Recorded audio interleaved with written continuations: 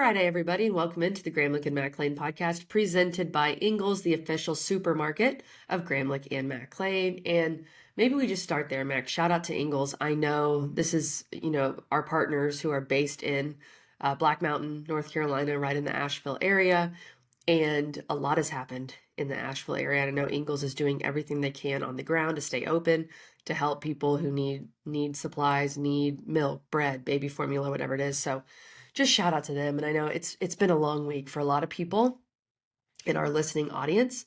And we just want to say that we continue to keep those areas, especially also where I live in Greenville, in our prayers. And we know that the recovery has really just begun. So It's tough, Mac. And like we said last week, we hope maybe you listen to this, you watch some football this weekend, and it can take your mind off of what's going on. Yeah, no doubt. And, it's such a horrific situation, KG, and more stuff, coming out, and you're devastated. You're so sad. I mean, there are people in the mountains of Western Carolina that are cut off from society. I hope, that number one, they'll be found, but that they have enough stuff and, that all these efforts can continue to get to people. It's really sad and it's really scary. And a lot of people are doing good out there. A lot of people are helping. My church, our church, both of our churches are doing really, really cool things. We partnered with them. We partnered with, this company called the Samaritan's Purse and tried to give to them. We're going to have a lot of this stuff in the bio. So you guys can help if you want to. United Way of Greenville down there as well. Yep. A lot of different organizations are out there that are trying to do good. And it's really cool to see a bunch of people coming together, just doing these things, trying to get supplies, just push everything we can, to Western Carolina.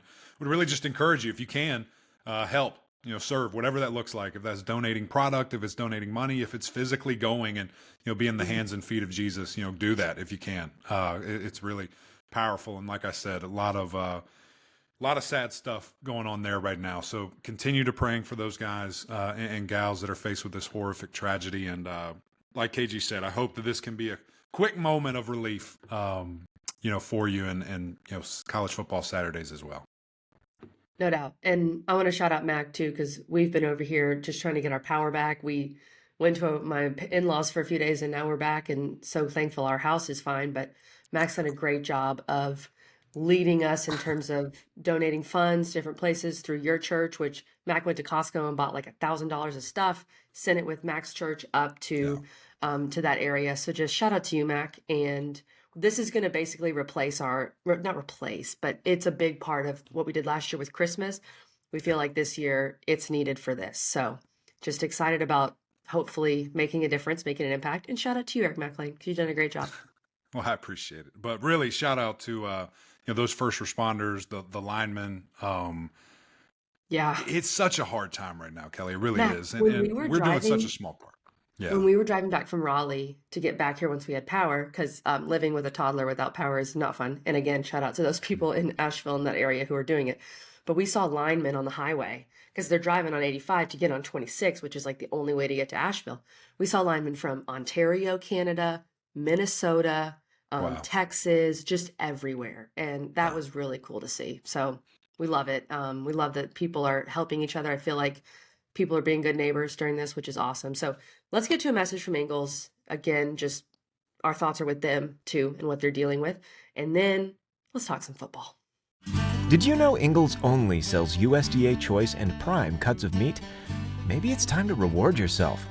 Our butchers cut all our meat fresh in the store every day.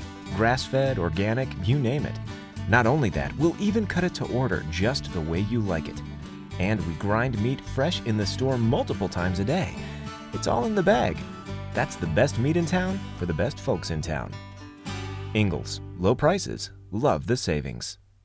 Mac, this is an exciting time because the first ever Atlantic Coast Conference games are taking place in the Bay Area on the Pacific Coast / ocean. So that's really fun. Here we are.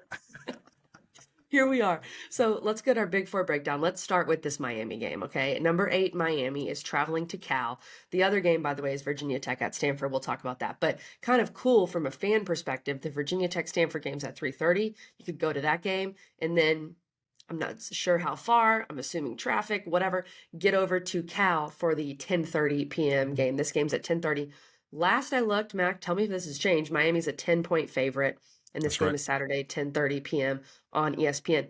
This game is interesting on many levels. You have, of course, the cross-country travel. You have College Game Day being at Cal for the first time ever, which takes Cal off the list of Power 4 programs who've never hosted. Right now it's Illinois, Maryland, Rutgers, Syracuse, and Virginia. So very interesting. Well, And Big so you have Ten all these ACC factors. showdown there. I know we need a Syracuse, Virginia game day game is really what we need. Um, you have Marshawn Lynch just announced as the guest picker. That's going to be amazing. Marshawn Lynch, Pat McAfee, and Nick Saban on one desk. Sign me up for that. But I think the big question overall is, can Miami bounce back? Like, is this program and this team going to be able to say that Virginia Tech game was an aberration? We had Yeah. turnovers, we had issues, maybe we weren't as focused. And can we go dominate and look like a top 10 team? Or are we going to have another weirdly close game this week, Mac? Right. Right. I think what's interesting about this, number one, the line, with it being 10, hammer Miami. I mean, I just You feel think? really good about that. Yeah. I mean, Okay. and I know the stats and the defense and the turnovers, and maybe that plays a part. But when I look at, really who they've played and the offenses that they've played, you haven't seen anything like what you're about to see Saturday night. I mean, this team for Miami is the real deal. And Cam Ward, I mean, I've got a tape on him, KG, this weekend. And really what I wanted to do with the tape was just show all these unbelievable arm angles. And I didn't Ooh, have yeah. to look anywhere but last game at Virginia Tech. And I'm talking about sideways arm angles, push passes, floater, underhand. I mean, he is literally Patrick Mahomes of college. I mean, that's who he is. He's throwing the ball Sure. all kinds of different ways. And then the ownership of the offense. There's another play in there where, if you guys remember, they were closer to the goal line, maybe about the 20-ish yard line going in, and Cam Ward checks the play, goes up to the line of scrimmage, tells everybody whatever he tells them, looks to the wide receivers and does a couple little hand signs. So he checks to a post to George, and it's a touchdown. And it's just the ownership of the offense, what he really sees, how he sees it, and then just the ability to make rocket laser passes, touch passes, behind the back, whatever you want, he can do it. Okay. And that's been the most impressive thing, really to me, about this offense. Continuing to see the run game. We saw Cam Ward run it more than we have this entire season, had a couple of touchdown scores last week. And I don't know, give credit where credit's due. Cal's defense has been very opportunistic, top in the country with turnovers and creating turnovers, the things they've been able to do, but you haven't seen this yet. And we'll see. We'll see what holds true. I think you're right, Mac. And, Cal's defense, they have 8 interceptions on the season. A lot of those came in the win at Auburn. They are number 1 in the ACC in turnover margin, +8, which is big. They haven't turned the ball over either. They've been great in that category. And Miami, really the turnover bug just kind of hit them against Virginia Tech. Just a few weird Right. plays that happened. And it feels like, honestly, the way Cam Ward plays, I know that he's not like he's had a pick every game, but because he takes some risks, Yeah. he can throw a pick a game. And Mhm. generally it's fine. Now, if you're not having other issues go on, other turnovers, like they did against Right. Virginia Tech, then that can be, that's a problem. But Yeah. just the way he plays, Mac, it feels like he might throw a pick and it's okay. He Right. moves on. Right. And I think what's interesting, sorry to interrupt there, what was No, you're interesting good. about one of the picks that happened is, if you guys remember back, and I just got done watching this yesterday, there was a play that happened where there was a really, really, really weak holding call that was called on Mm. Miami. That was a touchdown. And it was a great pass. It was great effort. It was one that, again, George made on the sideline, double tapped in. I mean, NFL type stuff. And it got called back. The very next play, they baited Cam into a pick. So honestly, shouldn't even have happened. And maybe the game gets out of hand at that point if Virginia Tech I think doesn't get the I thought ball. that pick was the turning Yeah. point of the game. Yeah, I did too. So, it is interesting, but I hear you. I'm with you. Like, he does extend things sometimes a little too much and tries to do a little too much. And that did result in some, really effective and negative penalties, or turnovers for Miami. If he just, kind of dials it back a little bit, which I'm sure you take that, right, with the miraculous stuff. It's just part of it. And not saying that he has any type of turnover problem as of right now, but it is something where it's like, hey, Like this can hurt us. Let's just understand the situation, understand what we're doing a little bit more as we move forward. I agree, Mac. And he still, to me, is leading the Heisman conversation, or right there with Jalen Milroe, or Milroe's right there with him, because of what he's done leading the nation with touchdown passes in 18. And this will be another interesting test going across the country. The thing that I'm probably most curious about for Miami, I feel like I know what I'm going to see from the offense.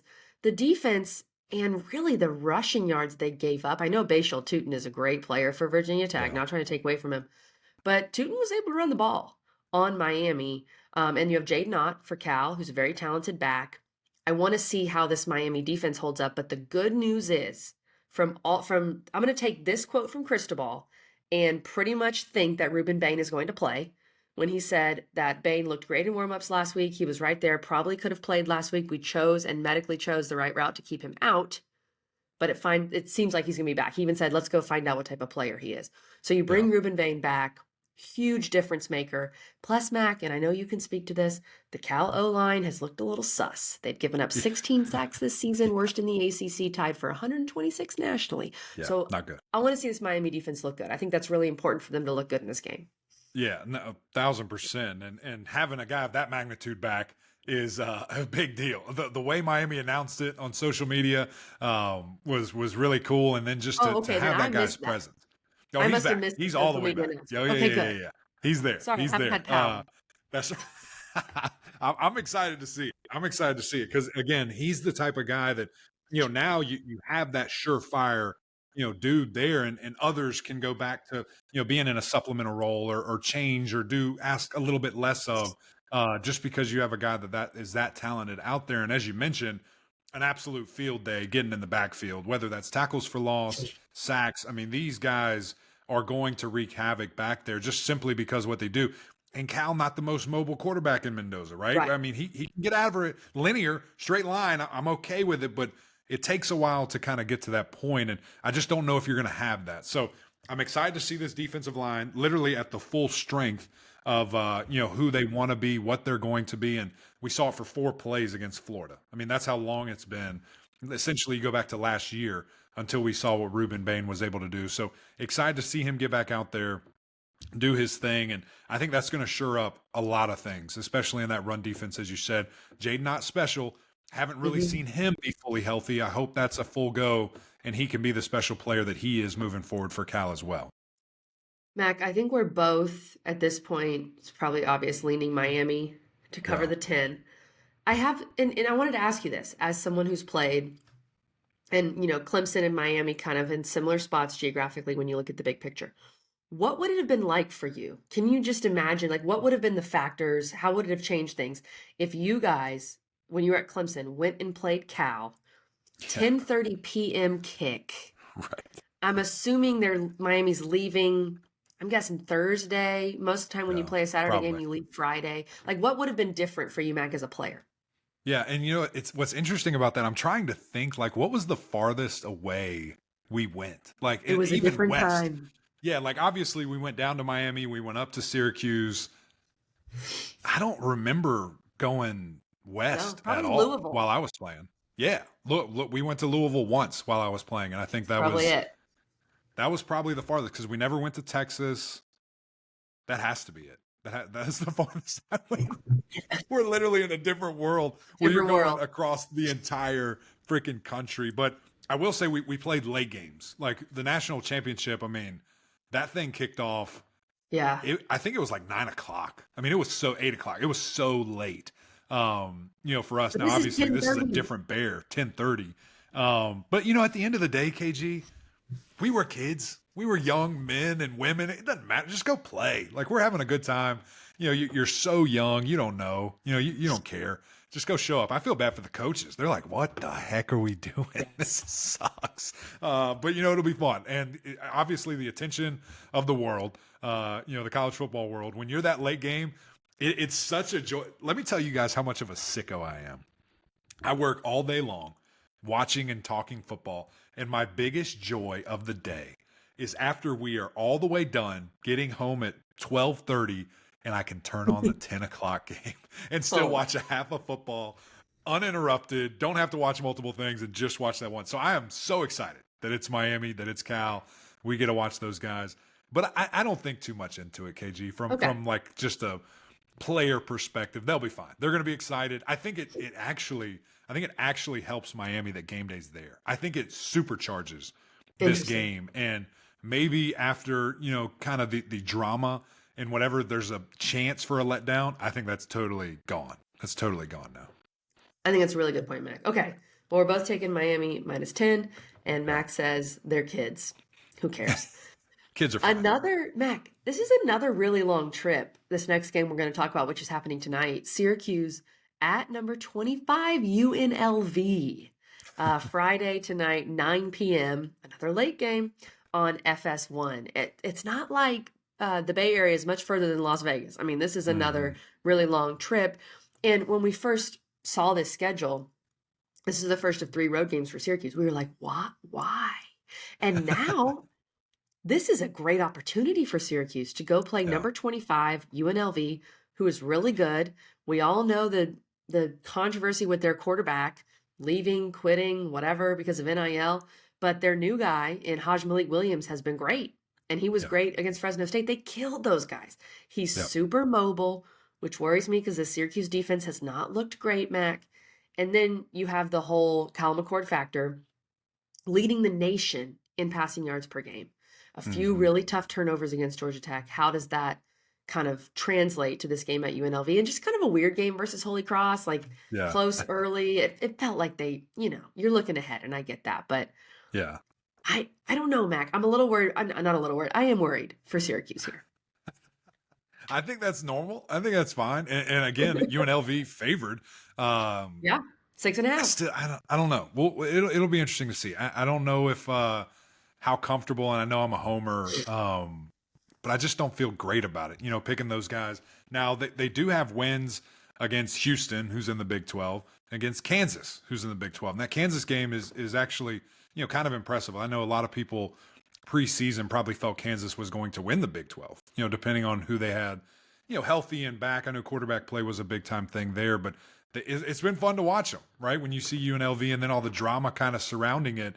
I do think the quarterback's legs factor is going to be interesting to watch, just to see what Williams is going to be able to do. What's the plan in place, for Syracuse as they go against that guy, and what are they going to be able to do?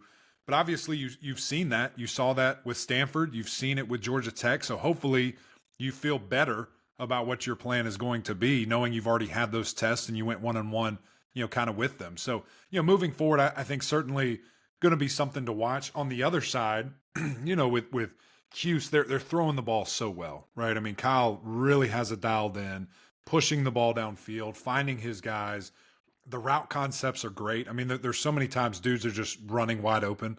Yeah. It's really fun to watch, but you better pay attention to where old safety Jalen Catalon is. That dude leads the country in picks. He's going to be flying around hoping, that a ball maybe lingers in the air a little bit too long. But I think they're certainly going to have their hands full. Need to see Gadsden get more involved. I was want going more to ask from you about him. that. Yeah, What's it's going just on weird. with I mean, I think he's pushing the ball everywhere, and they're not super concerned with having to force feed people like they maybe did last year. Gadsden in their last 2 games, and I know Holy Cross, it was a blowout eventually. Gadsden in their last 2 games has 3 total catches for 16 yards. In the first 2 games, they used him a lot. So it feels like you've got to get him involved if you're going to win this game out at UNLV. And I know Pena's been amazing. Pena's my guy. He is so fun to watch. I think he leads the ACC in touchdown receptions. He's been fantastic. But Gadsden, I mean, he is, besides McCord, I would say the pro prospect on this team. I mean, you've got to get him involved. No, I don't think there's any question. And you remember that, Georgia Tech game's on the line, and he iced it. I mean, it's 3rd down and 10. We all knew where the ball was going, and there was no stopping it. So I'm not sure if maybe there's a lingering injury, or if there's something maybe holding them back a little bit, or if just other guys are open. I mean, Kyle seems to have such a great grasp on this offense. He's getting a lot of different people, and it's almost seemed like a different dude each week. So, maybe that circle's coming back around, and old 19 will be back involved more. Mac, I think I would lean Syracuse to cover, but if you're asking me, I mean, I think UNLV probably wins the game, but I like Interesting. Syracuse to cover the 6.5. I could see this being a field goal game, close, weird, Friday night situation. Not sure Yeah. UNLV runs away with it, but Hmm. I don't. I just don't feel great. I think this is UNLV's game to lose for sure. Yeah. I think it is interesting as well. This is the first time we'll see this team on the road, right, in Syracuse. Yeah, You know, good and point. that matters. I mean, we've seen certainly seasons where teams have just been totally different when they travel and not been able to do anything the same. It's inside. It's going to be a really nice playing surface. I think that takes a little bit out of it. Will be interesting to see how full can that place get, like how much of the fan support is there for UNLV and being ranked undefeated, all these things, which I imagine will be great. But I feel good about Cuse. Give me Cuse to cover. I think they find a way to keep this thing really uncomfortable and maybe even a shot at winning it at the very end. So I'll take Cuse with the points. We both like Syracuse to cover. I think that's a good point, Mac, about the stadium. And they're playing at Allegiant Stadium. You know, they're Right. playing at Which is the Raiders great. Stadium. That place is so cool. But how packed is it? I don't know. Maybe we're just Yeah. not familiar with your game, UNLV. We'll see. We'll find see out what really happens. quick. Mac, 2 more games in our Big Four breakdown. Number 15, Clemson travels to Florida State Saturday, 7 p.m. on ESPN. Clemson's a 14-point favorite. Florida State is reeling off of a blowout loss at SMU. And of course, Clemson feeling great. I even saw, Mac, I saw a graphic today putting Cade Klubnik in the Heisman conversation. I was like, what? Why What not? are we Why doing? not? Why It's not? amazing to think. And Mac, I want to share this fun fact about Clemson because Come on. we have always talked about, at least not always, I would say the last year or two, that Clemson just doesn't cover. They just don't cover. Well, intern Nick has some great nuggets here. Nick's Nuggets, what we're going to call it. And Clemson is 7-2 against the spread in their last 9 games. I How would about not that? have guessed that. I would absolutely not have guessed that. They are also 5-1 against the spread in their last 6 games against Florida State. So Wow. think about that one, Mac. I wonder what the one was. What does that go back to? Is that To last year? Was me, Clemson favored last year? my guess, I don't think so. My guess I don't would have remember. been the weirdly close game in Death Valley. I want to say a couple years ago, DJU as quarterback and Florida State. Yeah. I mean, Clemson literally escapes. I think Yeah. that would have been the game. Will I want to Shipley say has the game-winning touchdown. Ship yeah, Happens. maybe Is that when Ship Happens 2021. was born? Yeah. 2021. Yeah. Maybe. That's my Maybe. guess. That's probably a good call because that was when they were not covering. So that probably is it. That probably makes Yeah. a lot of sense. Can I be quite honest? Can I be like really Please. real with you for a second? I am so disappointed with the going into this game vibe. I am so sad that this game like sucks and no one cares. Like It's the there's no worst. bets on the line with some of my comrades. I'm not going to call anybody out. Wait, There's no no one, Mac, excitement. no one's approached you for any sort of betting action? What are you going to bet? What's the bet? Am I giving out 20 the points? spread. Like, what are we doing? Yeah, embarrassing. We're not giving out points here. No, I would. I totally would. You know what's funny? Actually, I'll tell you this off here. I'm not going to spew the world for them to know. I'll tell you this later. But I am disappointed because I thought this was going to be a great game. I thought it was going to be a chance to be kind of a playoff type game. Similar, very, very similar to what we thought from Virginia Tech and Miami. Now, that game ended up being great. If this game ends up being like that, I will be physically sick and not be well. So it better not be. This might be a you better not game. Just the number alone. Oh. Probably not. Probably not. We'll see. Clemson, Florida State, and then you better not? Oh my Isn't goodness. that crazy? Isn't that sick? These guys are What are just we doing? plummeted.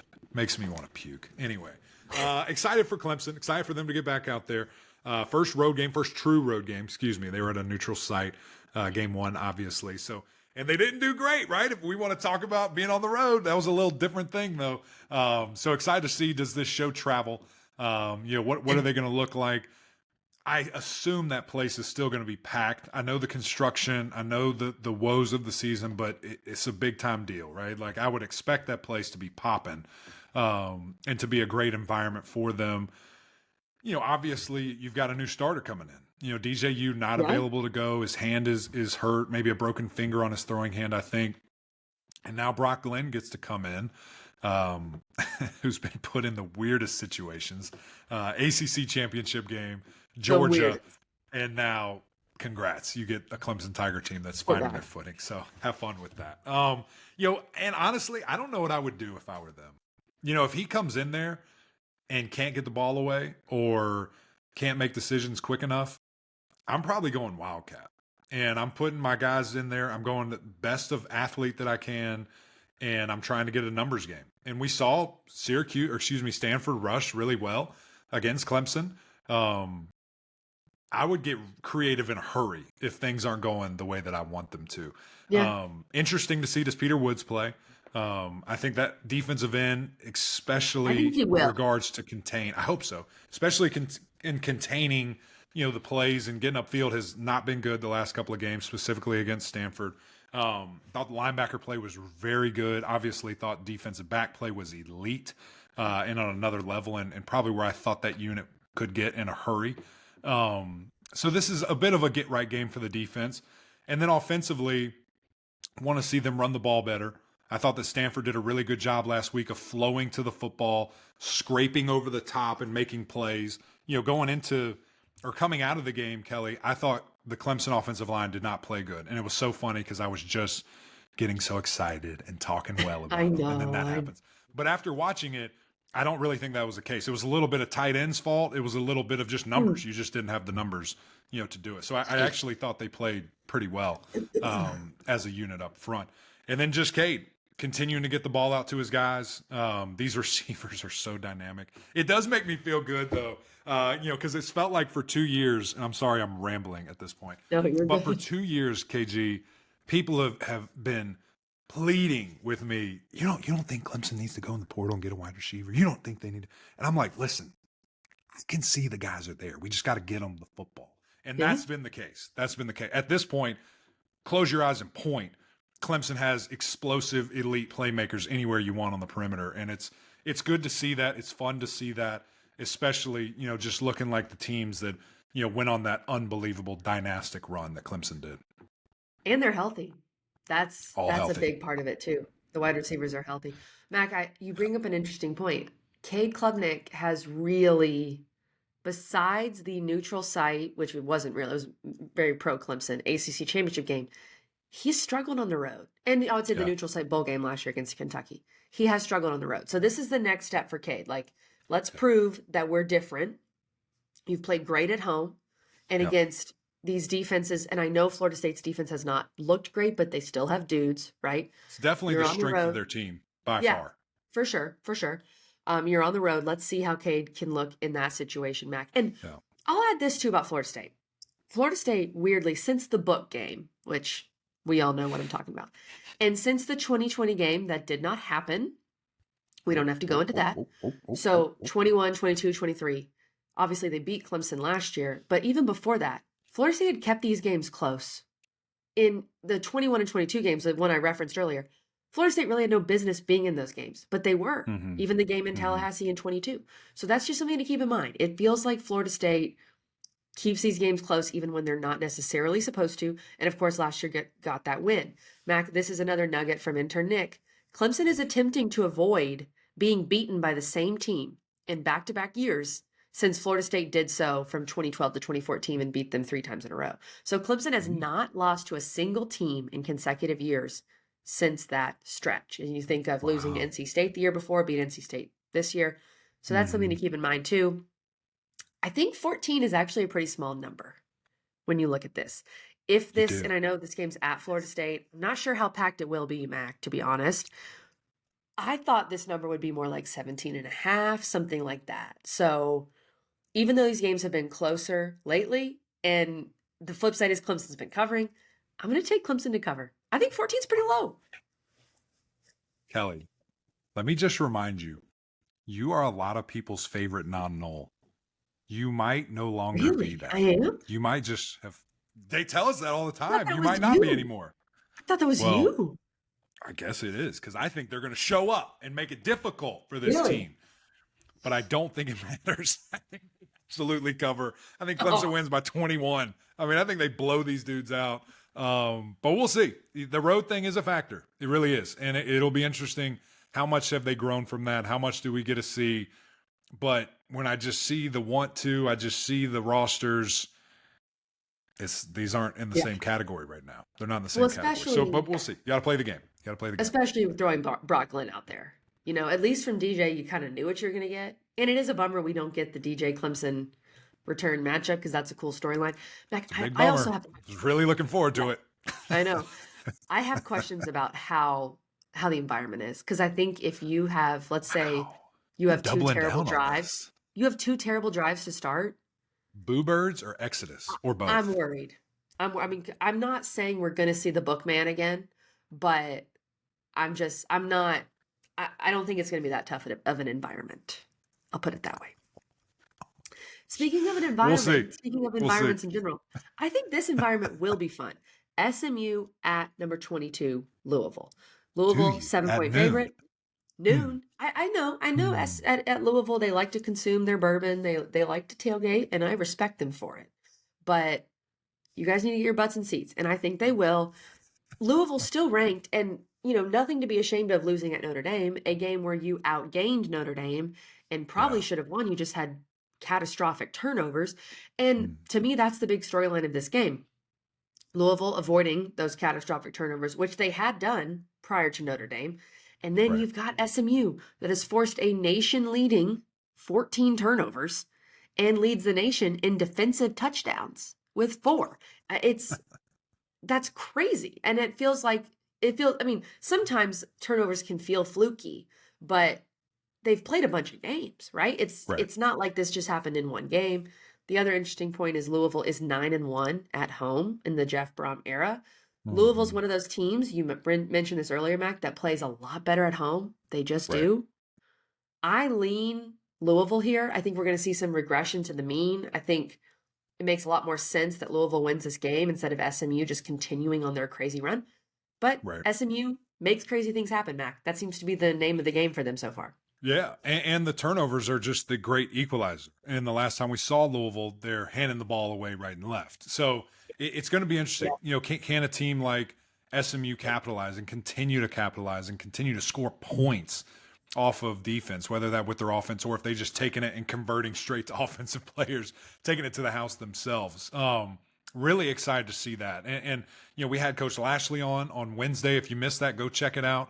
He provided some really good insight into this game and spoke about Louisville's balance. And anytime we talk about this, KG, I always, just love to redefine it and to go back and see what does balance mean? Because so many people want to sit there and think, okay, if we pass it 30 times, we need to run it 30 times. That's not the case. Balance to me is perfect balance is when a defense tries to take something away, a la if they load up the box and they say, you are not running the football on us. Can you throw it for 400 yards? Can you deliver it all over the yard? Or vice versa. If they go a light box and they're trying to make it cloudy, take away coverage lanes and have extra people dropping, that changes the passing windows that your quarterback is probably normally used to looking at.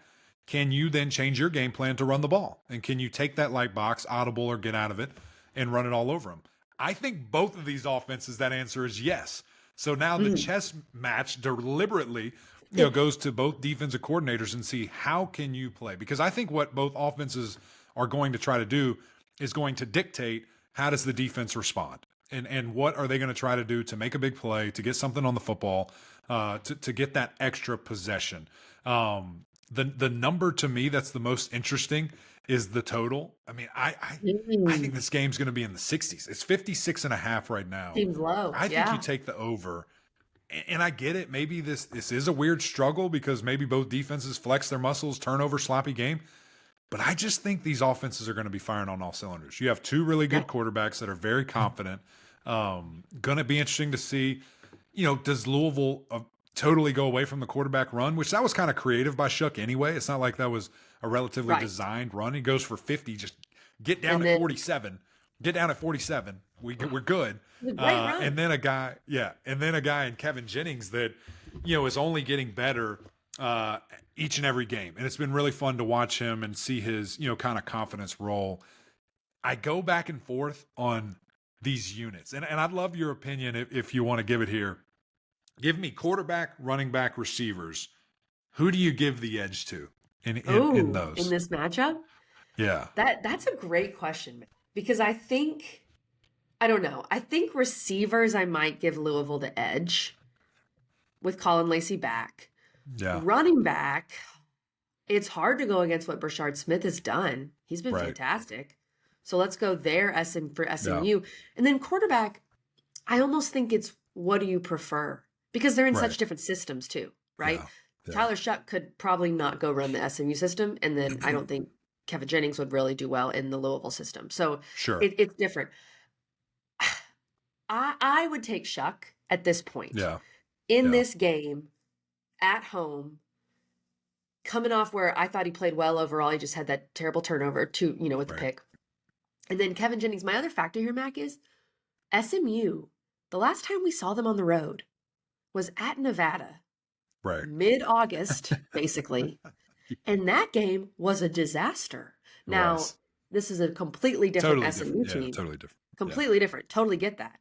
But they have been in the comfy confines there in Dallas for a very long time. We will learn everything about SMU the next 3 weeks at Louisville, Yeah. at Stanford, at Duke. Yeah. But to answer your question, Mac, because I believe in answering questions, I think I would give Louisville the edge at quarterback and receiver, SMU the edge at running back. And you could even Yeah. throw KJ's legs in there, kind of with the Sure. running game. Sure. What about I'm you? close with you. I think both skill positions you give to SMU, I think they're loaded. And I think they've been really Interesting. consistent. I think RJ Maryland's the guy to me that takes Yeah, the I top wanna see off more of and him. is kind of the yeah, I do too. He's their leading receiver, but I do want to see Yeah. more of him more consistently. I think Brashard Smith's the best runner in the game. I do go with Shuck, experience wise, Interesting. arm talent that we've seen, consistency. And that's just a timing thing for KJ, right? I mean, he'll get there. I have no doubt about that. So I go kind of 2-1 there. With that in mind, I think Louisville covers. Okay. I was wondering where you were going to go because Yeah. you're setting me Yeah. up to think maybe you're taking SMU. Leaning I one think way and Louisville- boom, here we go. I take Louisville to cover as well. I think Louisville flexes its muscles. I really think the home game is a big factor here. Yeah. And we'll see for SMU. This would be massive. If SMU wins this game, they are ranked 100%. So I would think a lot so. at They're stake. close. They're close. I think if they win this game, they're ranked. Yeah. Mac, before we get to our speed round, let's talk about our great friends over at Underdog Fantasy. Hey, The come on. easiest place to play fantasy sports. Mac, I have not had good weeks back to back. So I'm going to take some time this evening to really think on my picks, which Yeah. is probably not good because when you think too much about things like this, it's generally ends up not being good. But I'm going to do Right. that. So I want to hear your picks, but I do like these new things that they have on Underdog. They have these different groups that you can pick from, this Heisman hopefuls group, and then make your picks strictly from that and not just game by game. They also Yeah. have a pass protection group. That's fun. I love just the different ways to get involved on Underdog Fantasy. Come on, they're trying to help you out. They're making the picks for you. You just have to think, are they good enough to win you money? That's what you got to really dial in and see here. But as you mentioned, the easiest place to play fantasy, we want you to use our code. Go over there, go to download the app, jump on here, and use our code GMPOD. We'll get you up to $1,000 in bonus cash. And now it's time to break it down. I always do groups of 3 different picks. I went away from the 3 groups of 3 because that won me no money, and I was really mad. But we've gone back. I'm gonna just strictly talk Clemson FSU right here. I did an 8-pick segment, and let me just rattle these off. You're Ja'Kai insane. Douglas, higher or lower than 17.5 longest reception. Under, lower. Okay. Excuse me. I hate when I use the wrong terminology. We're going lower there. I think this Clemson defense is going to turn up. I think they get after the quarterback. I think they make it really difficult for these receivers. Bryant Wesco, touchdown. Higher, lower than 0.5. He's getting a dub. He's getting a touchdown. Automatic. Give me that. Higher. Lawrence Toafili, higher, lower than 85.5 rushing and receiving yards. Mm. Now, this could kick me straight in the face if they Receiving. go Wildcat. I will be terrified if Ooh. that happens. With that in mind, I'm going lower. I think that happens. Cade Klubnik, higher, lower, 236.5. Going higher there. I think he has a brilliant day. Malik Benson, that's the guy that can take the top off. Higher, lower, longest reception, 15.5. I said higher. I think they make one shot. Maybe it's to that guy. Tonio Williams, 41.5, higher. Phil Moffa, 89. From 106 to 89. I feel better about 89. Give me higher. And Jake Brenningstool, I think he gets back in the driver's seat, 38.5 yards. I'm going higher there. So clearly this is a little one-sided. Clearly it's a little biased. I think Clemson's going to have a lot of success offensively. The other two portions of picks, you got to go to Instagram. They'll be up there. Go check them out. They're a little more spread around. We got every ACC game kind of involved. And hopefully we start making money again, guys. Let's go. We're back. That's part of what I really like about Underdog is you can pick, if there's one game you're super interested in, you can just do all your picks from that one game, which is cool. Awesome. But they also, so cool. You also don't have to if you want to do it separately. All right, Mac, speed round. A thought on each of these games. Boston College at Virginia. My Wahoos are back in action, baby, off the bye week. Noon, ACC Network. Mac, this is a pick I like. I like Virginia -1 here. I think Virginia's rested. I think Virginia at home. I think they've been able to work on some things after that great Coastal win with Calandria. And BC's looked I know Tommy was out, concussion symptoms, but even with Tommy, I feel like the offense just hasn't looked as great. I like the Who's here. Wow. But Tommy's I'm a homer. back. I'm a homer because I love my Who's. Tommy's back. Give me BC. That's good. crazy. I can't believe you just did that. Pittsburgh traveling to UNC, a UNC team that for a half we thought had figured it out and we're back and looking strong. No. And then the second half happened. And you're like, okay, here we go. Did you see Manny Diaz's halftime speech by chance? Did you see that? Again, I just apparently been off the grid. I need to go find it. I'll send it to you. It's fantastic. Really, really good. I thought it was brilliant. I think Pitt is rested. I think Pitt's going to have a great plan. I think Pitt is going to get after the quarterback. But most importantly, they're going to run the football. Desmond Reed, I think, has a big, big day. Give me the Panthers. Feel great about that. 2.5 on the road. Easy. Easy money. Please rank a 5-0 Pitt. Please. Mac, I'm skipping this next game because you're going to have to talk about it and I don't want to. Virginia Tech at Stanford. I'll do this one. 3:30 p.m. on ACC Network. Mac, I find this line very sus. I know Ashton Daniels is questionable, which is a big concern. I get that. Quarterback for Stanford. But and again, Hokies, if you're talking about honorary from women's basketball stuff, I do feel like an honorary Hokie, so this pains me. But Mac, should Virginia Tech be a 7.5 point favorite over anybody?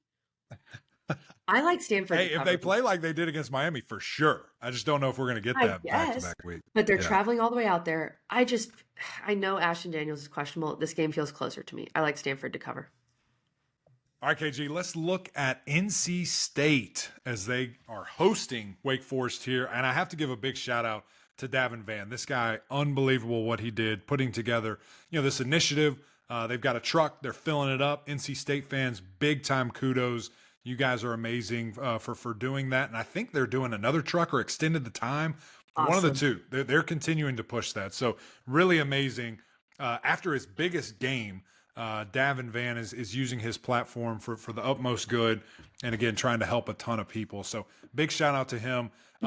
This is going to be a weird game. 5.5, kind of a big number. Weird for both teams that are kind of struggling.